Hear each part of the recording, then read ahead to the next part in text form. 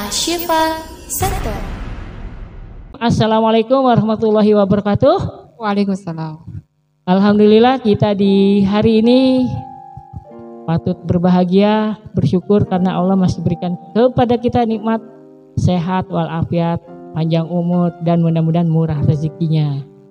Hari ini di Ashifa kita kedatangan tamu salah satu jamaah online di Ashifa. Kenapa kok dibilang online? Karena dia hanya mengikuti setoran hafalan melalui online bersama Ustazah Aisyah. Namun ketika diuji mau gak mau memang harus hadir. Nah, ketika itu ternyata yang peserta yang ikut ujian ternyata seorang atlet. Nah, karena kita nggak sempat bincang-bincang, sekarang kita bincang-bincang deh, kita gali siapa sih sebenarnya si Mbak ini, namanya, kegiatannya gitu ya. Langsung saja, namun sebelumnya kita lihat profil dari atlet yang satu ini.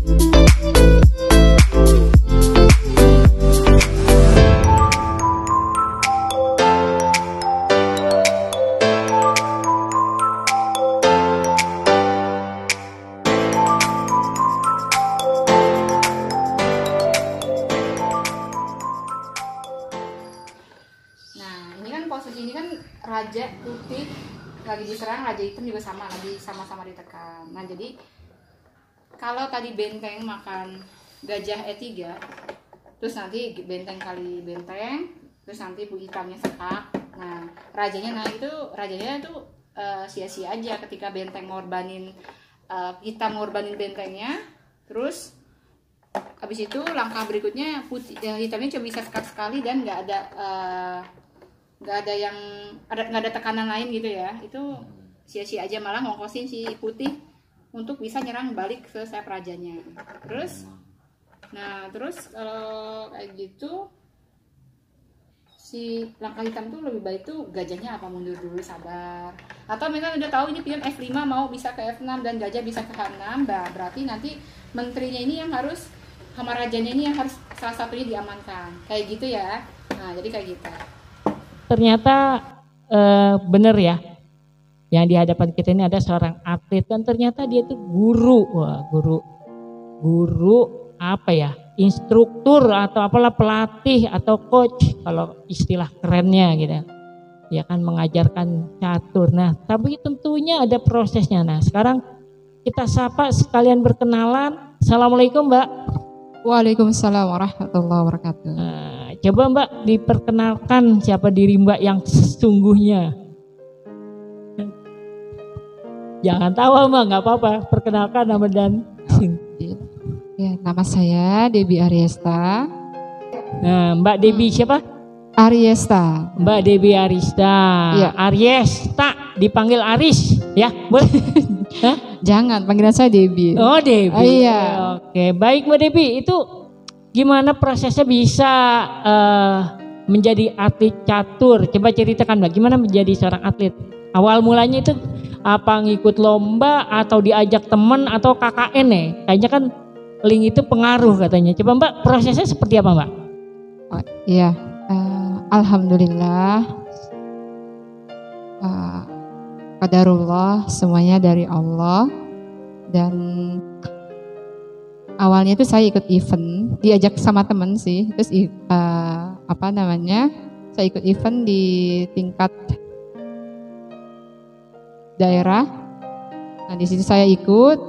Terus alhamdulillah, qadarullah ada yang melirik gitu ya, melirik bakat catur saya. Akhirnya saya ikut lagi di ajang kejurnas. Qadarullah saya di kejurnas itu juga dapat juara 2 ya waktu itu. Akhirnya ya alhamdulillah semuanya itu dari Allah gitu. Saya ikut peparnas atau kalau di atlet umum itu PON ya.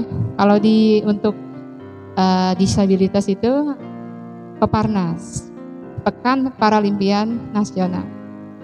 Gitu. Jadi khusus untuk para difabel di situ ada disabilitas netra, ada disabilitas lain-lain seperti itu.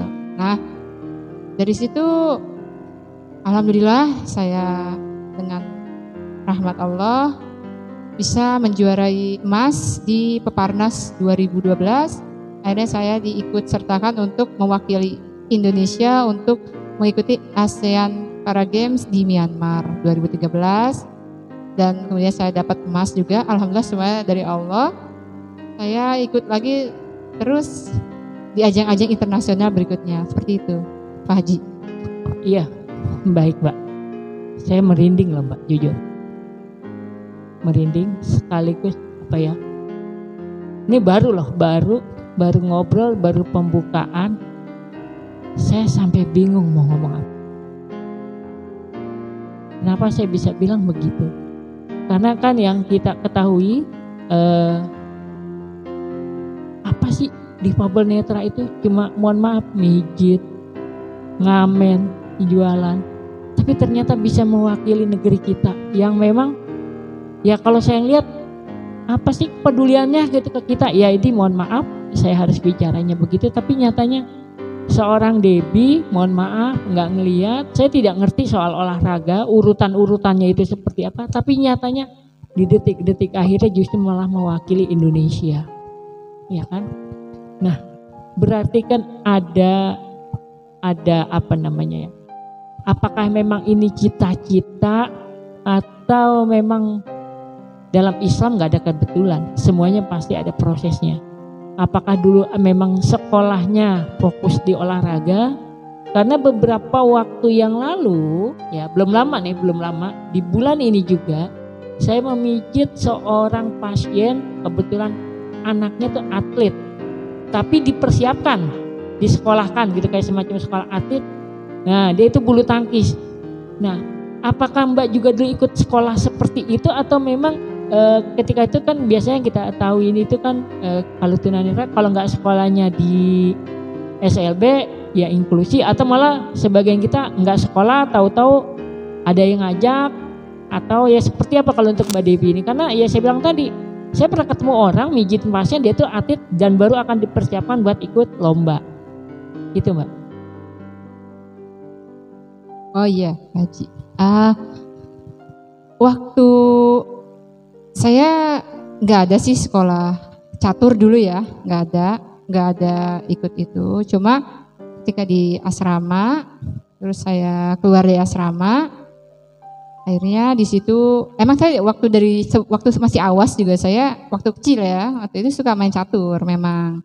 Jadi ketika di asrama tambah pas saya masuk asrama itu di PSBN Cawang, nah itu saya suka main catur juga gitu sama biasalah teman-teman.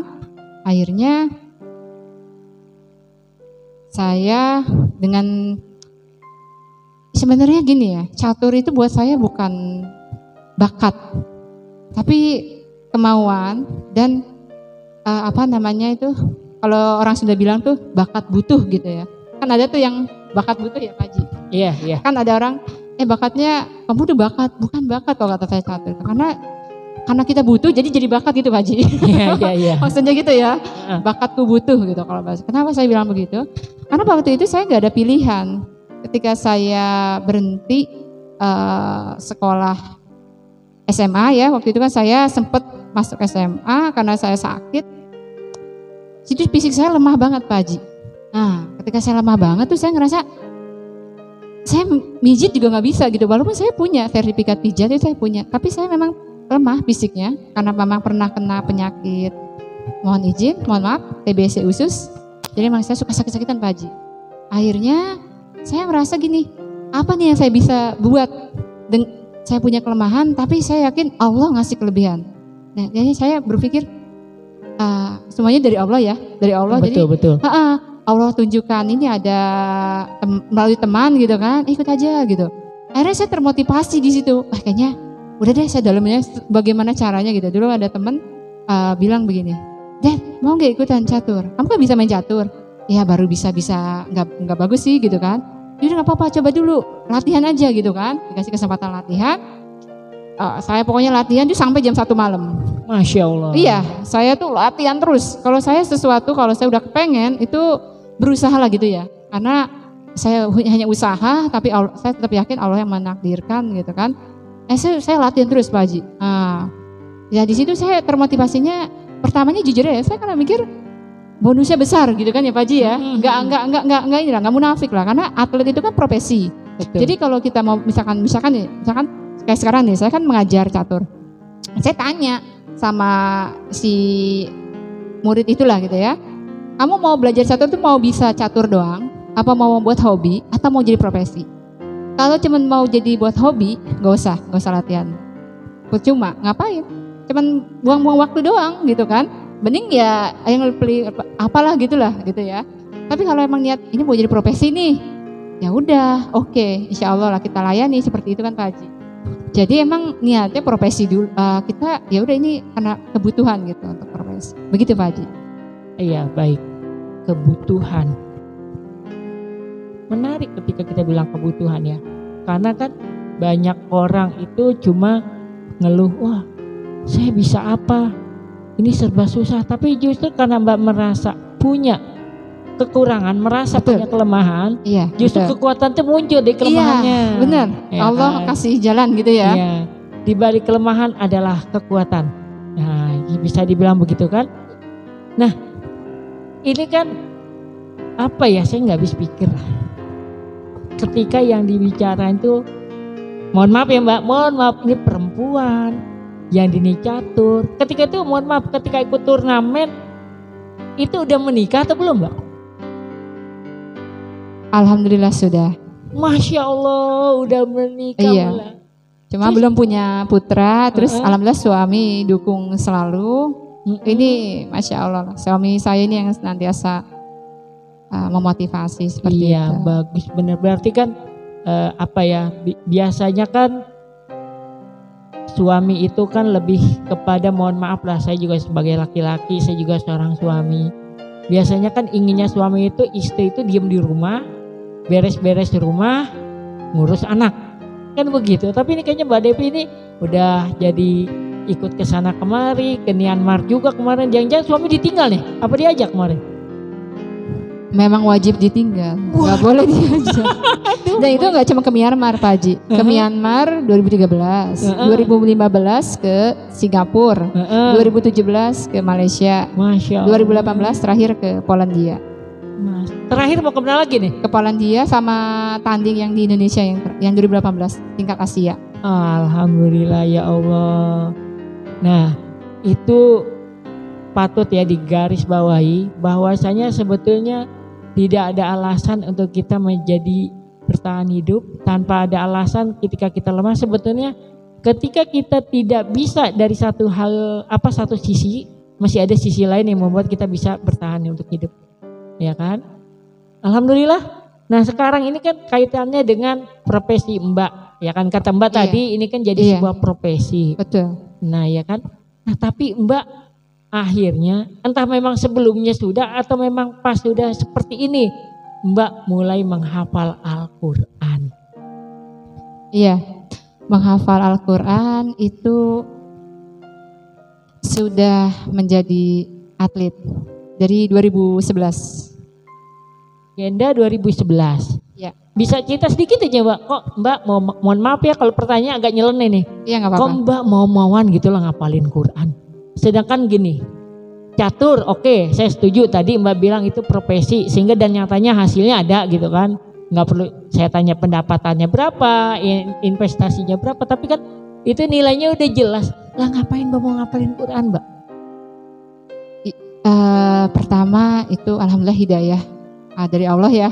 Saya juga nggak tahu kenapa kok jadi senang menghafal. Mungkin awalnya ya, mudah-mudahan sih sekarang udah taubat gitu ya. Nggak apa-apa. Dulu kan awalnya namanya masih usia-usia ya belum masih masih ikut-ikutan gitu. Jadi mikirnya kayaknya keren nih ya menghafal Quran, perasaan tuh kayaknya orang yang bisa menghafal Quran tuh keren loh gitu. Bagi saya tuh kayaknya orang penghafal Quran tuh keren banget gitu. Keren abis gitu ya. Nah saya kira kayaknya aku kalau hafal Quran juga keren nih gitu. Jadi hanya ikut-ikut aja. Awalnya itu gitu. Terus ya semakin menghafal terus banyak ilmu juga yang masuk gitu ya tentang agama. Jadi saya berpikir menghafal tuh jangan karena keren tapi harus diniatkan karena Allah gitu ya Pak Haji. Mikirnya karena kerennya gitu. Subhanallah. Nah tapi saya sudah bertaubat lah insya Allah. Jadi lebih ke sekarang harus karena Allah begitu Pak Haji. Tapi memang keren. Saya yakin orang menghafal Quran itu keren. Saya akuin ya. Kenapa orang menghafal Quran itu keren? Karena satu, dia otaknya selalu diisi. Dia selalu mengasah otaknya untuk mengingat sesuatu. Ya kan? Gimana nggak keren coba? Saya pernah, mudah-mudahan itu masih ya. Konon buat para penghafal Quran katanya untuk kuliah juga banyak yang memberikan fasilitas gratis. Iya kan? Ya itu keren, nggak masalah kalau menurut saya ya. Itu keren, itu buat memotivasi di awal nggak masalah. Semuanya itu kan berproses. Sama ketika kita mengajak orang, ya kan? Umpamanya kayak kita ngajakin orang ngaji. Nggak langsung biasa kita ajak ngaji, kita ajak kemana dulu, diajak ngobrol-ngobrol dulu, barulah akhirnya kita diskusi, ya kan, baru kita belajar. Nah, sekarang bagaimana nih Mbak? Mbak bisa, jangan saya aja nanya, Mbak nanti gantian nanya saya juga nggak apa-apa lah, boleh. Nanti mikir tolong lebih dekat. Bagaimana Mbak bisa mengatur? Mohon maaf, Mbak kan udah punya putra kan sekarang. Bagaimana nih mohon maaf mengurus rumah, pekerjaan? Hah? Oh iya.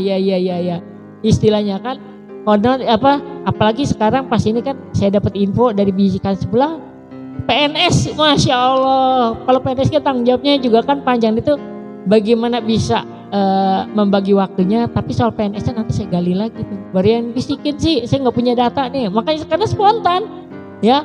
Mohon maaf ya sahabat, ini kita spontan. Nanti kalau memang ada yang bertanya, Mbak Devi kita akan ajak ngobrol lagi kalau ada yang terlewat oleh saya. Jadi saya bertanya sama Mbak Devi ini alami, tidak diedit, tidak dibuat-buat, apa adanya. Inilah Mbak Devi dan inilah saya yang lagi mencoba mencari tahu. Nah, gimana Mbak Devi membagi waktu antara ngurus rumah, ngurus suami, suami protes nggak ditanya ya kan, sama ngurus pekerjaan dan menghafal gitu Mbak. Gimana ngatur waktunya Mbak? Alhamdulillah untuk semua itu kan saya sama suami saling mendorong ya, memotivasi. Jadi saya tuh senangnya, bersyukurnya nih suami saya tuh juga mendukung saya untuk selain pekerjaan juga sama menghafal Qurannya juga didukung. Jadi kalau untuk masalah anak gitu ya, kalau memang sekarang kan memang ngajarnya masih online ya, ada yang offline ada yang online. Jadi kalau pas memang saya nggak ngajar ya saya sama anak seperti itu Pak Haji. Terus kalau misalkan pas memang anak nggak perlu ketika saya pas lagi istirahat begitu ya, saya berusaha untuk mengulang-ulang hafalan dan menambah hafalan sedikit-sedikit begitu Pak Haji. Gitu ya. Iya. Kalau salah rumah ya bareng-bareng aja begitu. Asik. Iya bareng.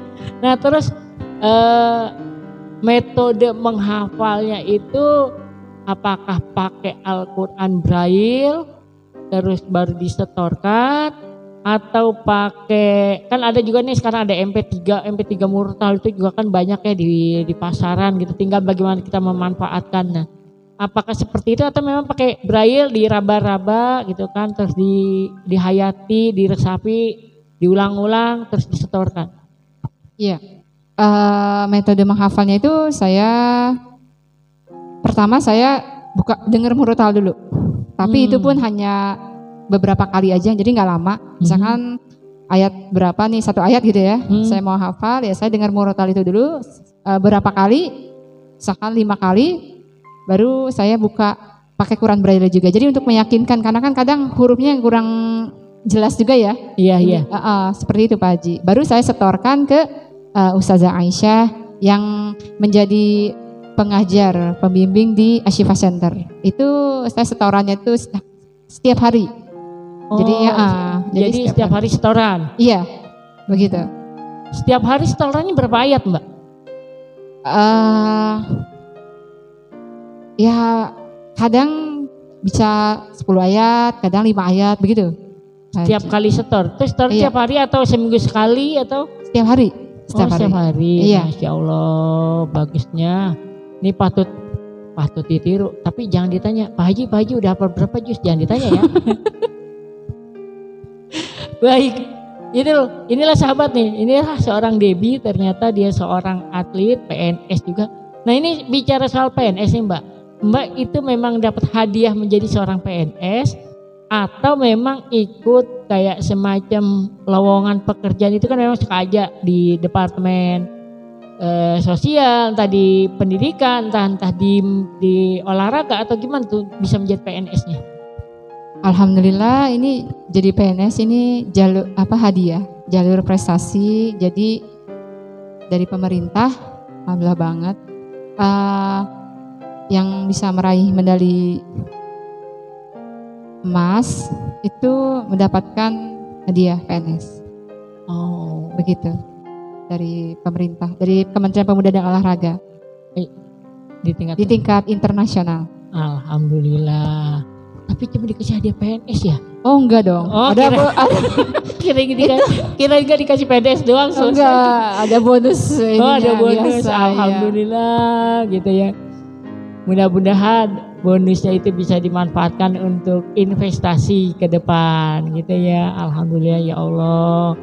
Mudah-mudahan apa yang dilakukan Mbak Debbie, apa yang diperjuangkan itu benar-benar bisa benar-benar bermanfaat ya kan. Nah masih boleh ditanya? Boleh Pak Haji. Insya Allah boleh Pak Haji. Benar. Boleh ya kan. Nih pertanyaannya satu nih. Ketika Mbak jauh dari suami, ini jujur nih, ini jawaban jujur ya, nggak boleh bohong. Ketika Mbak jauh dari suami, sempet nggak sih kepikiran, oh jangan-jangan suami saya ngapain di luar, sedangkan saya lagi nyari duit, lagi lomba atau apa? Jujur nih ya, jawab pertanyaannya itu.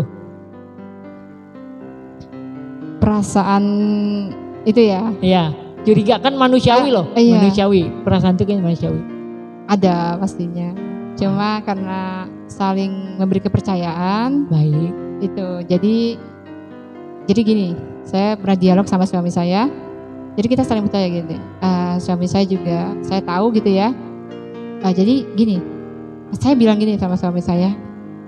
Misalkan wajar dong kayak suami saya juga jauh sama saya juga pasti bisa aja curiga. Bener gak sih sama kan? Betul. Saya bilang gini, Mas, kamu gak usah takut.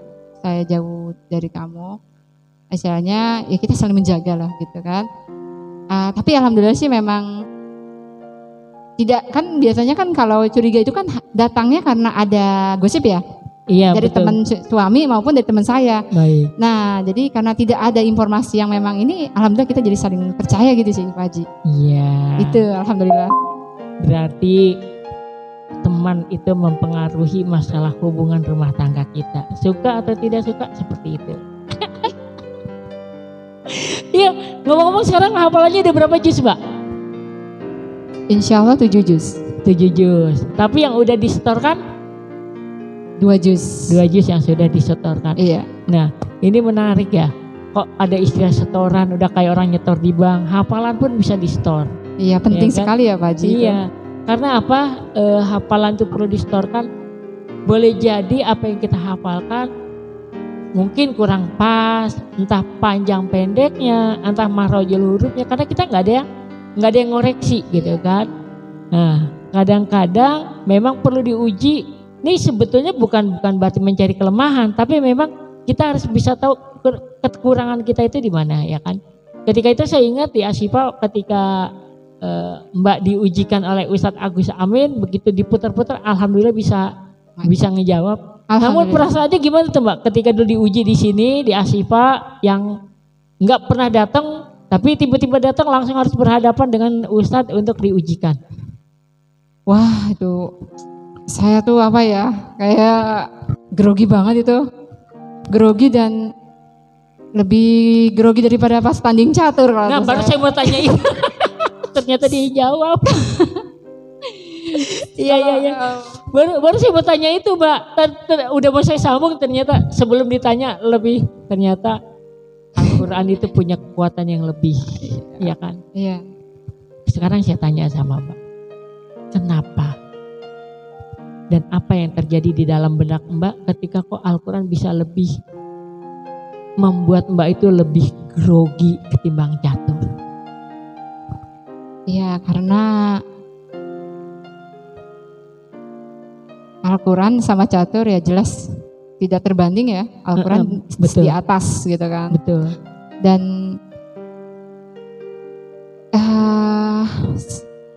pertama juga Al-Quran ini kan nggak boleh sembarangan ya, takut salah gitu. Betul. Bener itu. Kadang nggak cuma sama Ustadz Agus Amin yang waktu itu saya pertama kali ini, sama Ustadz aja ya kalau saya setoran 1/4 juz itu yang melalui Google Meet itu juga grogi. Tetap aja saya nggak grogi, selalu grogi. Kalau pas setoran 5 halaman seperti itu kan.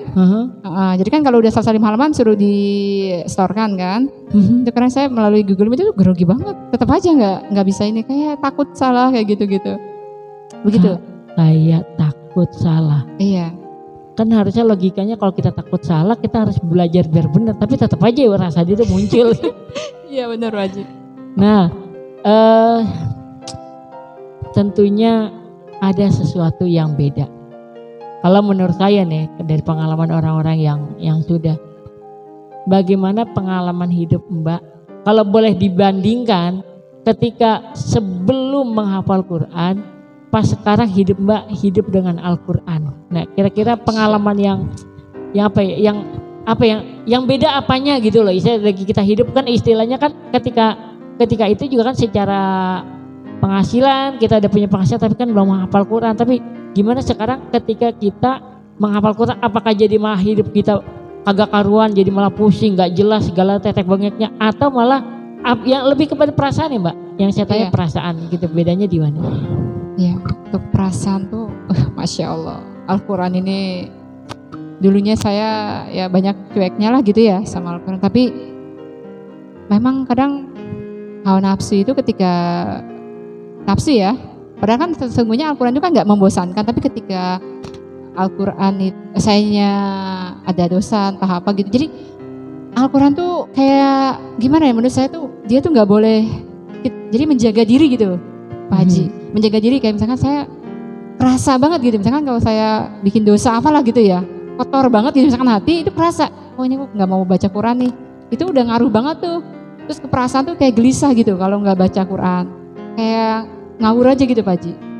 Terus selain itu juga gini, kayak seakan-akan tuh dengan Al-Quran tuh hidup tuh lebih berarti. Kenapa?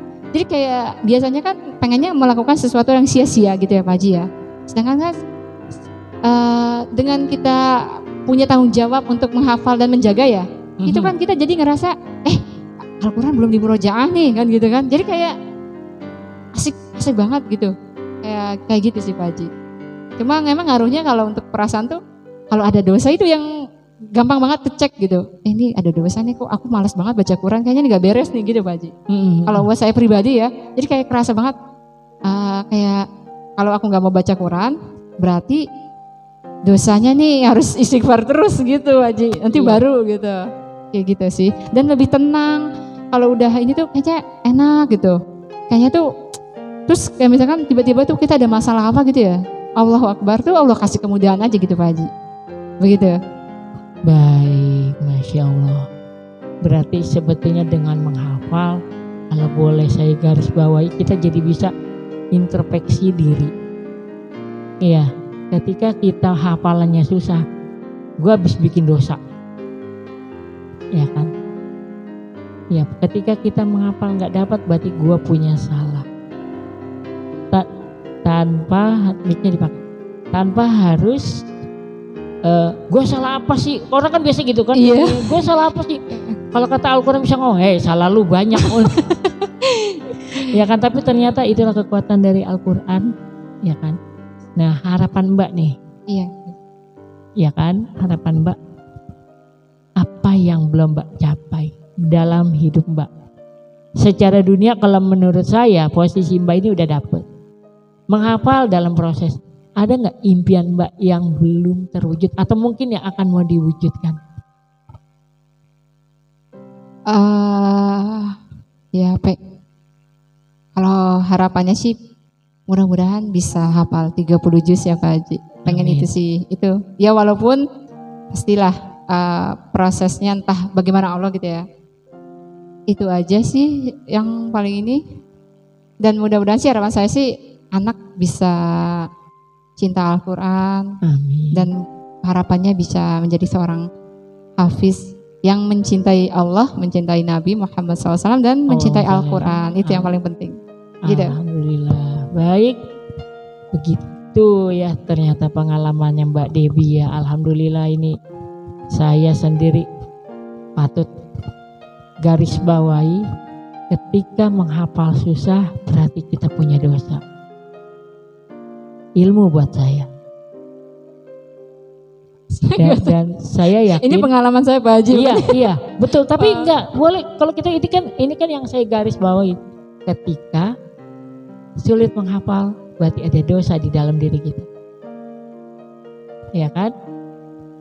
Karena sebetulnya Al-Quran itu kan dari dulu isinya sudah tetap, jumlahnya nggak bertambah nggak berkurang, ya kan? Sedangkan ketika kita mendengarkan musik, menghafal musik begitu cepat, besok lagu apa lagi keluar apa lagi itu kan. Iya, Bahkan nggak di murojaah itu lagu inget, iya, Pak. ya kan? Bener nggak? Betul. Iya kan, lagu itu nggak perlu di murojaah loh. Kalau Al-Quran perlu kita murojaah gitu kan. Iya. Belum lagi pernah nggak sebenarnya udah hafal tapi pas di murojaah lupa? Pernah banget. Wah berarti punya dosa gitu. Banyak dosa, bukan punya. Berarti lagi ada dosa gitu. Banyak dosa dan alhamdulillah Allah senantiasa menutupi. Iya baik. Mungkin itulah bincang-bincang saya hari ini. Sebelum saya akhiri mungkin Mbak ada pesan atau ada kesan atau gimana lah ketika kita bincang-bincang ini, mungkin ada yang mau Mbak sampaikan, silakan. Iya, untuk mudah-mudahan bagi yang mendengar bincang-bincang ini bisa ingin ingin berbagi ini apa namanya? Berbagi apa? Sudah berbagi pengalaman kan tadi, dan saya ingin mengajak jangan kita berhenti di satu kekurangan, tapi kita cari apa yang Allah telah berikan, karunia-karunia apa. Itu pasti, karena ma khalaqta hadza batila subhanaka faqina adzabannar. Jadi Allah menciptakan sesuatu itu tidak sia-sia, itu pasti. Jadi apapun dan sertakan Allah dimanapun, dalam keadaan apapun, insya Allah Allah akan senantiasa memberikan jalan dan petunjuk-petunjuk Allah Subhanahu Wa Taala. Karena memang Allah tuh Allahu Akbar ya. Kalau bicara tentang Allah tuh kayaknya tuh nggak habis-habis ya. Seneng gitu, Masya Allah. Gitu sih Pak Haji. Jadi sertakanlah Allah, karena yang bikin kita seneng tuh ya bukan ini sih Pak Haji ya. Tapi memang buat saya pribadi kayaknya Allah tuh banyak banget kasih kebaikan buat saya, seperti itu. Jadi dengan kita senantiasa mengingat, menceritakan Allah dalam apapun, dalam keadaan apapun, jadi kayaknya tuh segala sesuatu tuh akan diberikan kemudahan, seperti itu Pak Haji. Terus kalau kita punya kelemahan, kita merasa aduh lemah begini, cari kelebihan yang kita punya, apapun itu, insya Allah kita niatkan untuk kayak tadi ya Pak Haji ya, kayak saya lemah di fisik, ya saya kembangkan di yang saya bisa, seperti itu. Jadi jangan putus asa dalam kondisi apapun, karena inna ma'al usri yusra.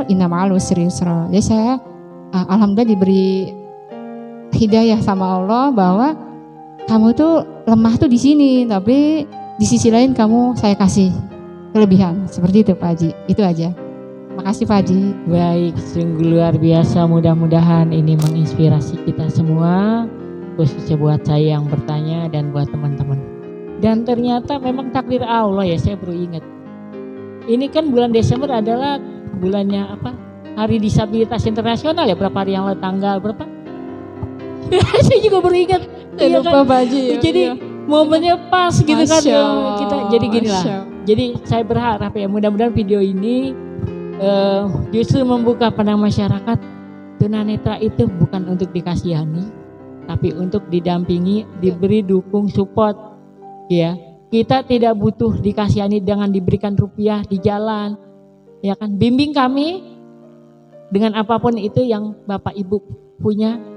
Jangan, karena saya seringkali menemui, bahkan saya sendiri kita disangka peminta-minta, itu enggak sedikit. Dan harapan saya inilah mudah-mudahan masyarakat terbuka, oh ya ternyata yang membedakan kita dengan orang berpenglihatan hanya di mata, tapi kesempatan dan kemampuan itu sama.